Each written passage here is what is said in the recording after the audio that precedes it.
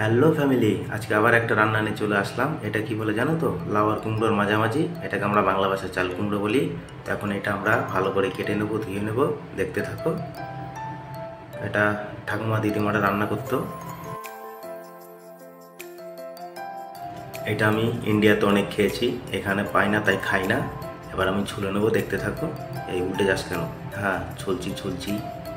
বন্ধুরা, এই রেসিপিটা বাড়িতে সবাই ট্রাই করতে পারো। এটা ঠাকুমারা দিদিমারা রান্না করতো, ঠিক আছে? আমি এটা ইন্ডিয়াতে খেতাম না, এইখানে পাই না, তাই এখন খেতে মন হয়েছে। এটা ইন্ডিয়া থেকে এসেছে। হ্যাঁ, পরিষ্কার করে নিচ্ছি ভালো করে। এবার কেটে নেব। কেটে নেওয়ার সাথে সাথে এই বীজগুলো পেকে গেছে, মানে বেশি পাকেনি, মিডিয়াম পেকে গেছে। আমি লাউ বা চাল কুমড়োর বীজ খাই না, তাই ফেলে দেবো, ঠিক আছে? এবার আমি এটাকে কুচি করে কেটে নেবো। তোমরা দেখতে থাকো। আমি বটি দিয়ে কাজ করতে পারি না, আমি কাজ করতে গেলে আমার এরকম অস্ত্র লাগে। তো আমি এটা জুলিয়ান করে কেটে নেবো। এটাকে আমাদের কিচেন ভাষায়, মানে কুকিং ভাষায় জুলিয়ান বলি। দেখতে পাচ্ছ কীরকম। তো আমি পুরোটাই কেটে নেবো। তো বন্ধুরা, আমার কাটা এখন প্রায় শেষ হয়ে যাবে, মানে একটু স্কিপ করে দিয়েছি। হ্যাঁ, কাটা শেষ। এবার এটাকে আমি ধুয়ে নেব।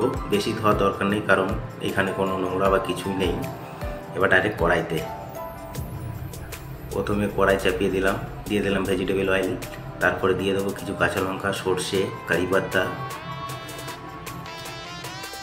এই আমি দিয়ে দিলাম সর্ষে। তেলটা গরম হয়েছে, হালকা সর্ষে দিলাম। সর্ষে যখন দেখবো যে হালকা ফ্রাই হচ্ছে, এবার দিয়ে দেবো কারি পাতা। চড়বড় করে শব্দ হবে, আমি সাউন্ড বন্ধ করে দিয়েছি। এবার দেবো কাঁচা লঙ্কা। একটু সাবধানে নাড়াবেন, কারণ ওর বীজগুলো খুব ছোটে। এবার হালকা ভাজা হয়ে গেলে এবার ঢেলে দেবো আমি। আর কিছুই দেবো না, ঠিক আছে? একটু নাড়িয়ে নেবো। বাবা, দেখতে পাচ্ছ? তোমরা এরকম করে কেউ নেড়ো না, এই খুন্তিটা দিয়ে নেড়ো, ঠিক আছে? এবার দিয়ে দেবো পরিমাণ মতো হলুদ। তারপরে দেবো টেস্ট মতন লবণ। তারপরে দেবো হালকা জিরা পাউডার। তারপরে দেবো কাশ্মীরি চিলি। ব্যাস, এইটাই যথেষ্ট, আর কিচ্ছু লাগবে না। এবার নাড়তে থাকো। যতক্ষণ এটা থেকে জল না বেরিয়ে যাচ্ছে, নাড়তে থাকো।